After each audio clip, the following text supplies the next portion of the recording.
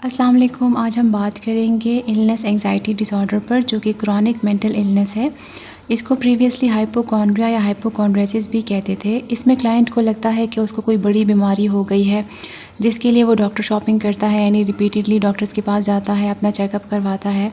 Illness anxiety disorder में individual को clear नहीं होता कि उसको कोई बड़ी बीमारी है, लेकिन उसको ये ख्यालात आते रहते हैं कि उसको कोई सीरियस इलनेस हो गई है या उसको कोई जानलेवा मर्ज़ लाहक हो गया है, जिसकी वजह से उसको बहुत बेचैनी और घबराहट रहती है और इस सब से उसकी normal life functioning negatively affect हो रही होती है। इस डिसऑर्डर में इंडिविजुअल को एक अनरियलिस्टिक और परसिस्टेंट फियर रहता है कि उसको कोई सीरियस इलनेस है, कोई जानलेवा मर्ज़ उसको है। चाहे उसको कोई सिम्टम्स हो या थोड़े से जो कोई सिम्टम्स हो, उसको भी बहुत एग्जेजरेट करके बता रहा होता है। इस डिसऑर्डर में टिपिकल बॉडी फंक्शनिंग जो होते हैं उनको भी मिस इंटरप्रेट किया जाता है। जैसे कि अगर सर में दर्द हो रहा है तो वो इंडिविजुअल कहेगा कि कहीं मुझे ब्रेन ट्यूमर तो नहीं हो गया, या अगर खांसी हो रही है तो उसको लगने लग जाए कहीं मुझे लंग्स कैंसर तो नहीं हो गया।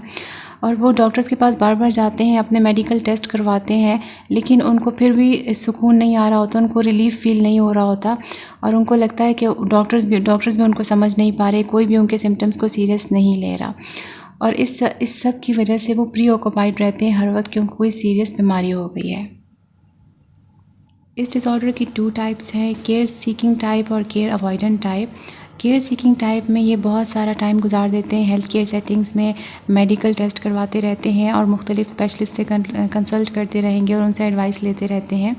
जबकि केयर अवॉइडेंट टाइप इसके बिल्कुल अपोजिट होती है, यानी इसमें ये लोग डॉक्टर्स और मेडिकल केयर को अवॉइड करते हैं। ये डॉक्टर्स पर भी ट्रस्ट नहीं कर पा रहे होते और उनको ये लगता है कि कोई भी इनके सिम्टम्स को सीरियस नहीं ले रहा। इलनेस एंजाइटी डिसऑर्डर्स के सिम्टम्स को देख लेते हैं। इनको एक ऑन गोइंग और अनरियलिस्टिक फियर रहता है कि उनको कोई जानलेवा मर्ज़ लाहक हो गया है, उनको कोई सीरियस इलनेस हो गई है। और ये इनका जो स्पेसिफिक इलनेस को लेके परेशानी होती है ये चेंज होती रहती है, यानी कभी इनको एक लगता है कि इनको ये वाली बीमारी हो गई है, कभी इनको लगता है इनको कोई और सीवियर इलनेस हो गई है। ये बीमारी लग जाने के खौफ से लोगों को और जगहों को भी अवॉइड करना शुरू कर देते हैं। ये कॉन्स्टेंटली बीमारियां और उनके जो सिम्टम्स होते हैं उनके बारे में सर्च करते रहेंगे। अपने मामूली से सिम्टम्स को भी बहुत एग्जैजरेट करके उनको बहुत ही सीवियर बना कर ये बता रहे होते हैं। जैसे कि सर में दर्द हो रहा है तो ये कहेंगे कि मुझे ब्रेन ट्यूमर हो गया है, या तो अगर खांसी हो रही है तो कहेंगे कि मुझे लंग्स कैंसर हो गया है।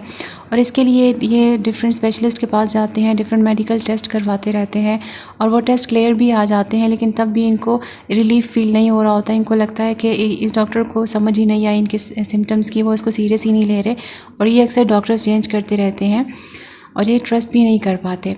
इनको हेल्थ एंजाइटी रहती है, यानी अपनी पर्सनल हेल्थ रिलेटेड इनको बहुत ही परेशानी रहती है। अपने सिम्टम्स और हेल्थ स्टेटस को ये ओवर शेयर करते रहते हैं, यानी हर टाइम किसी के साथ ये शेयर करते रहेंगे अपनी बीमारी को लेकर। बार बार इलनेस के सिम्टम्स को चेक करते रहेंगे, जैसे बार बार ब्लड प्रेशर चेक कर रहे हैं या बार बार टेम्परेचर चेक कर रहे हैं।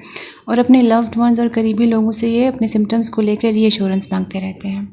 इस डिसऑर्डर को कॉज करने के लिए कौन कौन से रिस्क फैक्टर्स हो सकते हैं?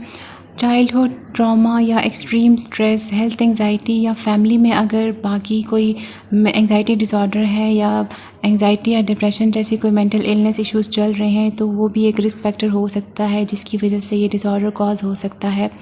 या चाइल्डहुड में कोई सीवियर इलनेस हो या फैमिली में कोई ऐसी सीवियर इलनेस गुजरी हो, या इन्वायरमेंटल टॉक्सिन्स हों जैसे कि फ़िज़िकल और इमोशनल अब्यूज़ भी इस डिसऑर्डर को कॉज करने में रोल प्ले कर सकता है। इलनेस एंजाइटी डिसऑर्डर में ट्रीटमेंट गोल्स का फोकस होता है कि किस तरीके से सिम्टम्स को मिनिमाइज़ किया जाए और क्वालिटी ऑफ लाइफ को इम्प्रूव किया जाए। इसमें मेडिकेशन में एंटी डिप्रेसेंट्स यूज़ की जाती हैं। इसके अलावा साइकोथेरेपी में कॉग्निटिव बिहेवियरल थेरेपी से हेल्प ली जाती है।